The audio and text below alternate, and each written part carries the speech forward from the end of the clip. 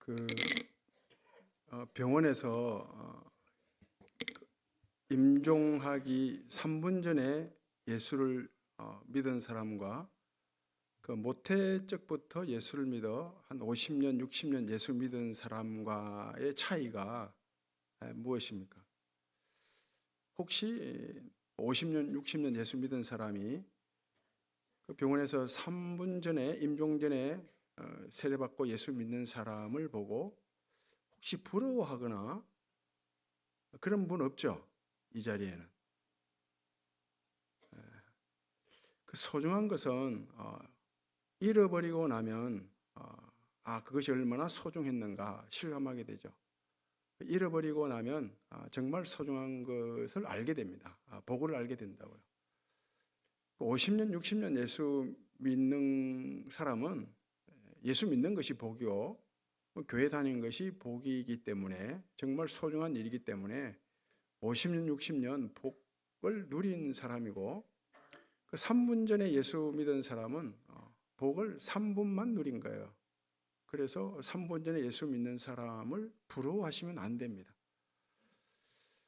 소중한 것은 잃어버리고 나면 정말 그것이 소중했다라는 것을 알게 돼요. 공기도 그렇죠. 물도 그렇고 남자들이 군대 생활할 때 화생방 훈련하거나 천리 행군할 때 보면 알게 됩니다. 공기가 너무 소중하다. 물이 진짜 소중하다고 알게 돼요. 건강도 그렇지 않습니까? 건강이 정말 소중한데 건강이 소중한지 잘 몰라요. 그런데 잃어버리고 나면 처절하게 실감하죠.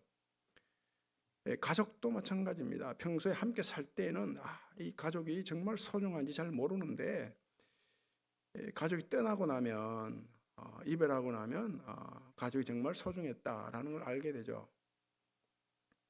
세월도 마찬가지입니다. 세월 정말 소중한데 이 한 해를 보내고 나면 세월이 한 해가 정말 소중했다, 귀중했다라는 사실을 우리가 실감하게 됩니다. 그 빠삐용이 그 살인 누명을 억울하게 쓰고 죽이지 않았는데 포주를 죽였다는 누명을 쓰고 감옥에 갇히게 되고 계속해서 억울하게 감옥에 갇혔으니 탈출을 시도하거든요. 탈출하면 잡히고 또 탈출을 시도하고 반복하다가 어느 날 꿈을 꿨는데 꿈속에서 재판을 받는 것입니다. 그래서 빠삐용이 나는 절대 죄를 짓지 않았다고, 사람을 죽이지 않았다고 그렇게 항변을 하는데 그 재판관이 너는 인생의 최악의 죄를 지었다는 거예요. 재판관은 계속해서 너는 최악의 죄를 지었다. 그 죄는 바로 인생을 허비한 죄다. 이렇게 판결을 합니다. 인생이 정말 소중한데 잃어버리면 안 되죠. 낭비하면 안 됩니다. 오늘 말씀을 보게 되면 이 말씀이 새해 내년에 2023년도를 살아가는 여러분들이 이 말씀을 내게 주는 말씀이다라고 새겨서 늘 자나깨나 앉으나 서나 누워서 자기 전이나 이 말씀을 꼭 묵상했으면 좋겠습니다. 이런 말씀입니다. 너희들이 살아가는 땅은, 지금 우리가 살아가는 땅은 젖과 꿀이 흐르는 가나안 땅이라는 거죠. 우리가 살아가는 땅은 이스라엘 백성들이 과거 종살이하던 애굽에서 살던 땅이 아닙니다. 우리가 살아가는 땅은 어떤 땅인가 하면 하늘에서 비가 내리면 비를 흡수하는 땅이래요. 그리고 하나님이 돌봐주시는 땅이고 연초부터 연말까지 하나님이 돌봐주시는 땅이고 우리가 살아가고 있는 이 땅은 하나님의 눈이 항상 그 위에 머물러 있는 땅이다. 이겁니다. 우리가 살아가는 땅은 연초부터 연말까지 하나님이 돌봐주시는 땅입니다. 하나님이 가꾸어 주시는 땅입니다. 하나님의 눈이 항상 머물러 있는 땅입니다. 내가 땅에 발을 딛고 있는 한 그 땅은 하나님께서 하늘에서 은혜와 복을 내리는데 그 복을 그냥 헛되이 버리는 땅이 아니라 다 흡수하는 땅이라는 거예요. 내가 만나는 사람이 그렇고 내가 하는 일이 바로 그렇습니다. 하나님이 반드시 가꾸어 가시고 돌봐주시고 하나님의 눈이 머물러 있는 땅이다. 이런 믿음 가지고 내년 한 해 꼭 승리하시기를 바랍니다. 아담과 하와가 벌거벗었으나 부끄러워하지 않았다고 말씀하죠. 아담과 하와가 벌거벗었는데 부끄러워하지 않았어요. 이건 다른 말로 하면 서로 숨기는 것이 없었다는 겁니다. 가리고 감추는 것이 없었다는 거예요. 서로 가리는 것이 없고 감추는 것이 없고 숨기는 것이 없으면 절대 부끄러움 당하지 않습니다. 수치당하지 않습니다. 그 부부가 잘 살다가 이혼하기도 합니다. 이혼. 그리고 남녀가 연애를 하다가 이별하기도 한다고요. 이별. 그리고 친구 간의 관계가 단절, 깨어지는 일이 발생합니다. 작별을 하게 되죠. 이별과 이혼과 작별하기 전 공통점이 하나 있대요. 공통점. 그게 뭔가 하면 서로 가리고 숨기고 감추는 것이 있는 것입니다. 다른 말로 하면 소통이 일어나지 않는 거예요. 소통. 대화가 없는 거죠. 그런 공통점이 있대요. 하나님과 우리 관계도 마찬가지입니다. 하나님 우리를 다 아신다고 하죠. 우리 안고 일었음을 아시고 멀리서도 내 생각을 아시고 내 머리카락을 다 세고 계시고 내 입에서 혀에서 무슨 말이 나올지도 다 알고 계시고 내가 침을 삼키는 그 순간도 하나님은 다 주목하고 계시고 다 아신대요. 다 아시는 하나님 앞에 내가 숨길 게 뭐 있습니까? 가릴 게 뭐 있었습니까? 감출 게 없죠. 그런데 감춰버리면, 가려버리면, 숨겨버리면 소통이 안 일어나죠. 이게 부끄러움 당하게 한다고요. 하나님 앞에 가릴 것 없고 숨길 것 없고 감추는 게 없으면 결코 우리는 부끄러움 당하지 않습니다. 삼손의 혼인잔치를 보세요. 거기는 소통이 안 일어나요. 수수께끼가 있잖아요. 수수께끼는 서로 감추는 것 아닙니까? 가리는 것 아닙니까? 숨기는 거죠. 그리고 삼손이 자꾸 숨기잖아요. 힘의 원천이 뭐냐? 어디서 나오냐? 물으니 자꾸 숨기거든요. 소통이 안 일어나요. 서로 가리고 감추고 숨기다 보니까 이 혼인잔치가 결국 망가져 버리죠. 부끄러움으로 끝나버립니다. 그러나 가나 혼인잔치를 보세요. 가나 혼인잔치에 소통이 원활하게 일어나죠. 감추는 게 없습니다. 갑자기 잔치하던 중에 포도주가 딱 떨어져요. 그런데 포도주가 떨어졌다고 숨기지 않죠. 그대로 알리잖아요. 그러자 항아리에 물을 부어라. 그대로 시킨 대로 하고 감추는 게 전혀 없습니다. 그러자 그 가나 혼인잔치는 부끄러움이 없죠. 하나님의 영광이 나타났다고 합니다. 내 모든 형편과 사정을 다 알고 계시는 하나님, 연초부터 연말까지 내 삶을 다 살피고 다 알고 계시는 하나님, 하나님과 소통하려고 하면 먼저 하나님이 어떤 분이신지 알아야죠. 하나님께서 어떤 소리를 들려주시는지 들어야 돼요. 먼저 들어야 합니다. 그래야 하나님 앞에 감출 게 없어진다고요. 나오미가 유대 땅 베들레헴에서 남편과 함께 살아가다가 이 베들레헴 땅 약속의 땅인데 흉년이 들었어요. 오랫도록 흉년이 들었다고요. 먹을 양식이 없어요. 이처럼 약속의 땅에도 흉년이 들 때가 있습니다. 그 흉년이 드니까 먹고 살아야죠. 생존의 문제가 생겨서 부득이하게 모압 땅으로 이민을 가요. 이주 가는데 거기 가서 두 아들 결혼을 시키죠. 이방 여인과 결혼을 시킵니다.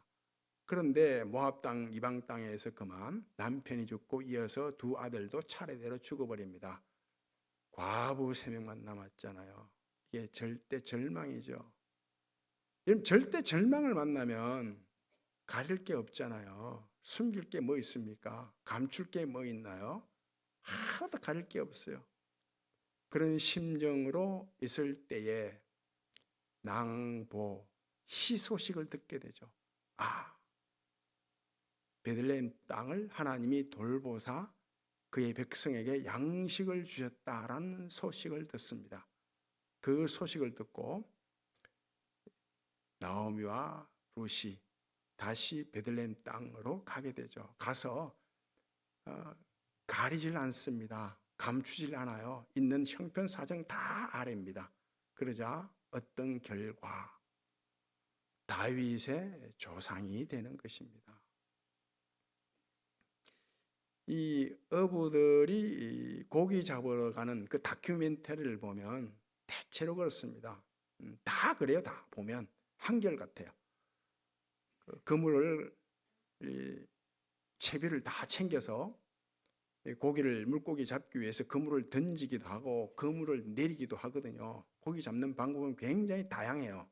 그물을 던져서 고기를 잡기도 하고 내려서 고기를 잡기도 하는데, 그런데 그물을 던지고 그물을 내릴 때마다 더 풍성하게 고기 그물 가득 잡는 것은 아닙니다. 한 10번 던지고 내리면 한 두세 번 가득 잡지 나머지는 별로 잡지를 못해요. 그래서 따라간 기자가 묻잖아요.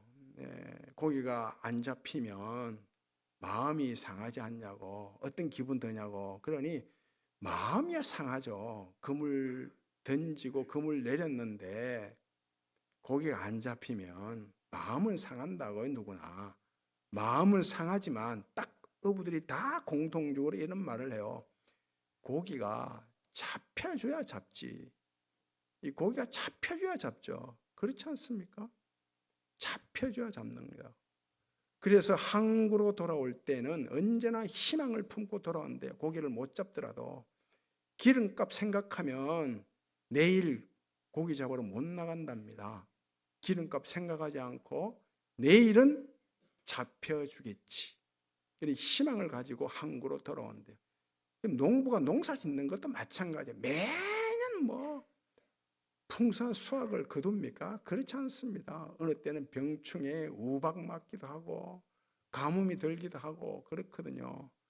그 농사가 풍성한 수확을 가져오려고 하면 농부의 힘만으로 안 된다는 걸 알죠. 농부들은 하나님이 적절한 비를 주시고 적절한 바람을 주시고 햇빛을 주시고 밭고랑을 넉넉하게 해주시고, 성경에 다 나오는 말이에요. 지금 제가 이 말은 하나님 그렇게 해주셔야 되거든요. 그래서 올해 농사가 안 되면 내일 내년은 하나님이 적절하게 은혜를 베풀어 주신다. 햇빛을 주시고 비를 주시고 공기를 보내주시고 그 풍성한 수확을 가져오신다는 희망을 가지기 때문에 올해 농사가 안 되더라도 절망하지 않습니다.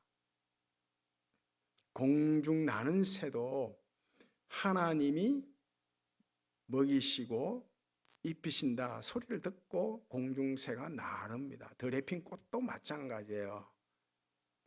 누가 아들이 아버지에게 생선을 달라 했는데 뱀을 주고 떡을 달라고 했는데 돌을 줄 부모가 어디 있느냐. 악한 부모도 그러지 않습니다. 하물며 하나님께서 부르짖는 자녀들의 소원을 들어주지 않겠느냐, 좋은 것을 주지 않겠느냐고 하시면서 성령을 주신다고 하죠. 성령.